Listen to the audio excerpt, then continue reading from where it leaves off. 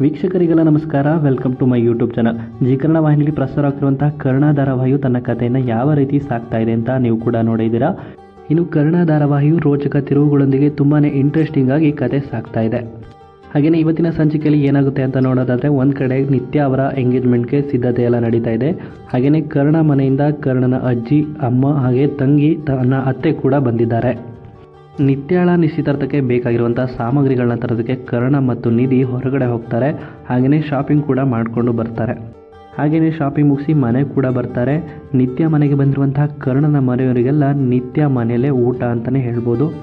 ಇನ್ನು ನಿತ್ಯ ಮನೆಯಲ್ಲಿ ಊಟಕ್ಕೆ ಎಲ್ಲ ಸಿದ್ಧತೆನ ಮಾಡ್ತಿರ್ತಾರೆ. ಅಷ್ಟರಲ್ಲಿ ಸಾಂಬಾರ್ಗೆ ಸ್ವಲ್ಪ ನಿತ್ಯ ಅವರು ಉಪ್ಪನ್ನೇ ಜಾಸ್ತಿ ಹಾಕ್ತಾರೆ.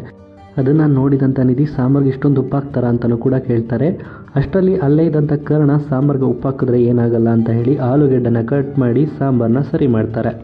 ಇನ್ನು ಕರ್ಣನನ್ನು ಕಂಡಂಥ ನಿತ್ಯ ಅವರ ಅಜ್ಜಿ ಎಷ್ಟೆಲ್ಲ ತಿಳ್ಕೊಂಡಿದ್ದಾನೆ ನೋಡಿ, ನೀವು ಇಬ್ಬರು ಇದ್ದೀರಾ ಮನೇಲಿ, ಬರೀ ಪಟಾಕಿ ಥರ ಮಾತಾಡದೆ ಆಯಿತು ಅಂತ ಕೂಡ ರೇಗಿಸ್ತಿರ್ತಾರೆ ನಿತ್ಯ ಮತ್ತು ನಿಧಿಗೆ. ಕೊನೆಗೆ ನಿತ್ಯಾಳ ಕೈ ಹಿಡ್ಕೊಂಡು ಕರ್ಣ ಅವರೇ ಒಬ್ಬಟ್ಟು ಮಾಡೋದನ್ನು ಕೂಡ ಹೇಳ್ಕೊಡ್ತಾರೆ. ಹಾಗೆಯೇ ಇವರೇ ಇವತ್ತು ಎಲ್ರಿಗೂ ಸ್ವೀಟ್ ಮಾಡಿ ತಿನ್ನಿಸ್ತಾರೆ ಅಂತಲೂ ಕೂಡ ಹೇಳ್ತಾರೆ. ಅದೇ ರೀತಿ ಕರ್ಣ ಹೇಳಿದಂತೆ ನಿತ್ಯ ಕೂಡ ಒಬ್ಬಟ್ಟನ್ನು ಮಾಡಿ ಬೇಯಿಸ್ತಿರ್ತಾರೆ.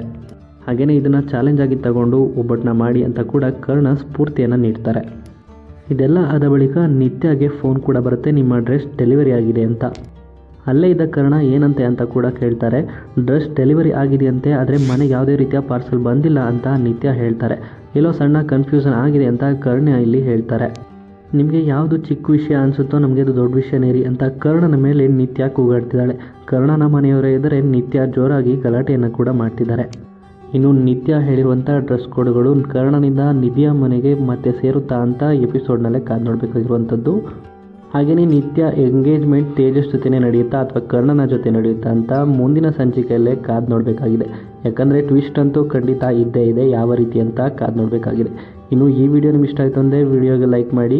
ಕರ್ಣ ಧಾರಾವಾಹಿಯ ಇನ್ನಷ್ಟು ಹೆಚ್ಚಿನ ವಿಡಿಯೋಗಳಿಗಾಗಿ ನಮ್ಮ ಚಾನಲ್ಗೆ ಸಬ್ಸ್ಕ್ರೈಬ್ ಮಾಡಿ. ಹಾಗೆಯೇ ಕರ್ಣನಿಗೆ ನಿತ್ಯ ಅಥವಾ ನಿಧಿ ಇಬ್ಬರಲ್ಲಿ ಯಾರು ಜೋಡಿ ಆಗ್ತಾರೆ ಅಂತ ನಿಮ್ಮ ಅನಿಸಿಕೆಯನ್ನು ಕಮೆಂಟ್ ಮೂಲಕ ಕಮೆಂಟ್ ಮಾಡಿ ತಿಳಿಸಿ.